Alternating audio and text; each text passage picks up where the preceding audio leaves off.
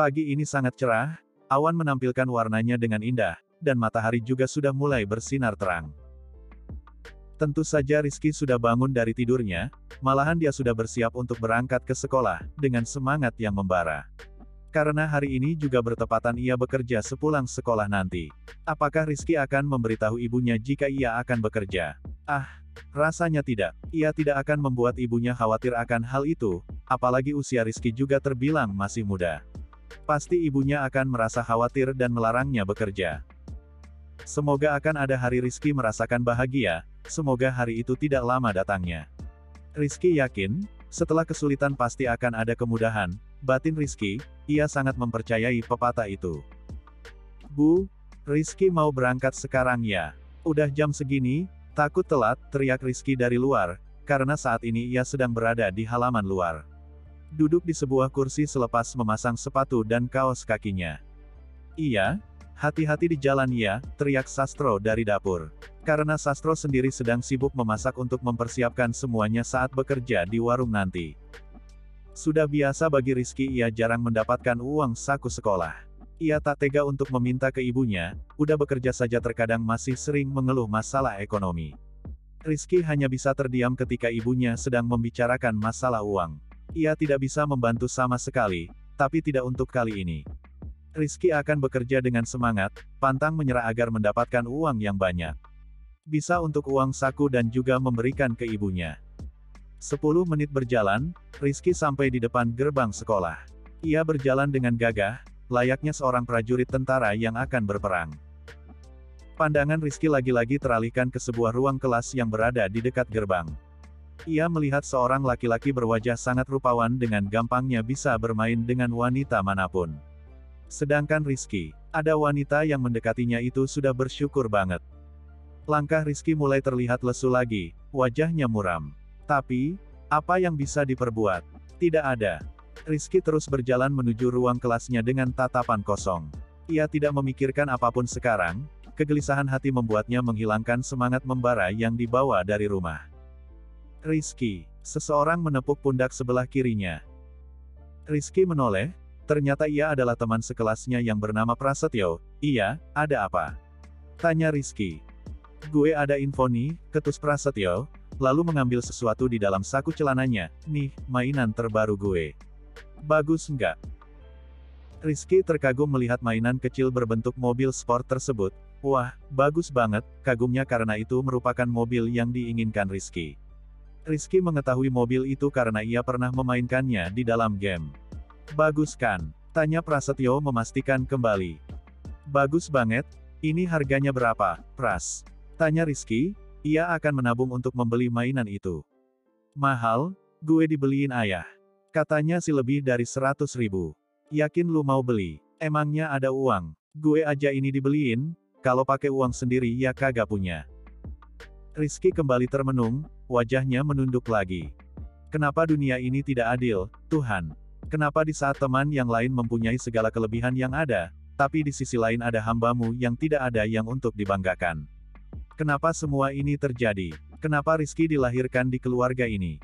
Ucap Rizky dalam hatinya. Ia sangat-sangat terpukul akan hal itu.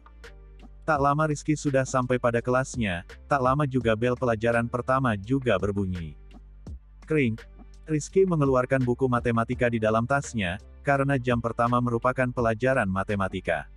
Rizky teringat pesan ibunya kemarin, kalau bisa pintar, pasti bisa dikenal banyak orang ya, semangatnya muncul kembali setelah tadi dipatahkan, padahal baru pagi hari namun ia telah dipatahkan semangatnya sebanyak 2x. Bu Robi masuk ke dalam ruangan, dan memulai pelajaran matematika dengan perlahan. Ya, karena memang Bu Robi merupakan guru yang baik hati, mengajarkan semuanya dengan perlahan. Dengan tujuan agar semua siswa-siswi di sini bisa mengikuti apa yang ia sampaikan. Setelah menyampaikan materi selama 1 jam pelajaran. Rizky, apakah kamu sudah paham dengan materi ini? Tanya Bu Robi menatap Rizky dengan wajah tersenyum. Sudah, Bu, jawab Rizky antusias sehingga menarik perhatian seluruh teman kelasnya. Kalian sudah paham semuanya? Sudah, Bu, jawab seisi kelas kompak. Bohong kalau sudah paham semuanya, karena Rizky memperhatikan temannya yang bernama Aurel sedang menggambar di mejanya. Ia tidak memperhatikan Bu Robi saat menjelaskan. Ah, tapi apa untungnya buat Rizky juga memperhatikan orang yang seperti itu. Aurel merupakan anak orang kaya raya, ayahnya juga mempunyai saham di sekolah ini. Jadi, wajar saja ia bersikap seenaknya seperti itu. Dan kalau terjadi apa-apa pasti pihak sekolah akan membantunya sekalipun ia berbuat salah. Naif, dunia emang penuh kebohongan yang besar. Gimana nggak kebohongan besar? Orang yang salah aja masih dibela dan yang benar akan ditindaklanjuti. Sampai kapan akan terus seperti ini? Sampai kapan orang akan memiliki hak yang adil? Sampai kapan juga orang yang miskin bisa setara dengan yang kaya raya? Rasanya tidak mungkin. Pasti kebanyakan gak ada yang mau berteman dengan orang yang miskin, jelek, kotor, dan bau. Tapi, bukannya di hadapan Tuhan manusia itu sama. Yang membedakan kan cuma akhlak dan imannya. Tak terasa sebentar lagi bel istirahat berbunyi. Di jam istirahat Rizky selalu menghabiskan waktunya untuk di perpustakaan. Karena dengan membaca Rizky akan mengetahui apapun itu, meskipun ada di luar negeri. Kring. Bel istirahat berbunyi, Rizky segera menaruh bukunya ke dalam tas. Baik, sekarang silahkan istirahat, kata Bu Robi dengan menutup jam pelajarannya. Karena sehabis istirahat akan dilanjutkan pelajaran biologi. Anak-anak yang lain mulai berhamburan masing-masing. Ada yang langsung keluar dan menuju kantin, ada juga yang tidur di kelas. Tapi, Rizky memilih berbeda dengan semua itu. Ia langsung berjalan menuju perpustakaan. Sampai guru yang menjaga perpustakaan hafal dengan kebiasaan Rizky yang selalu menghabiskan jam istirahatnya di perpustakaan. Ia yang menemani Rizky, tak ada murid lain yang datang ketika jam istirahat. Pagi, Bu tukas Rizky dengan tersenyum ke guru penjaga perpustakaan. Udah kesini aja, padahal bel baru aja bunyi, nggak ke kantin dulu beli makanan. Soalnya ibu perhatikan kamu selalu menghabiskan jam istirahatmu di sini, kenapa? Tanya Bu Rima itu heran. Nggak apa-apa, Bu, Rizky hanya ingin menambah ilmu dengan membaca, apalagi masih muda.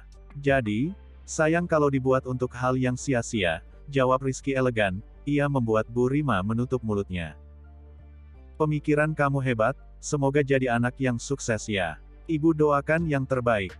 Makasih, Bu, jawab Rizky malu-malu, karena untuk mencapai kesuksesan tentunya tidak mudah.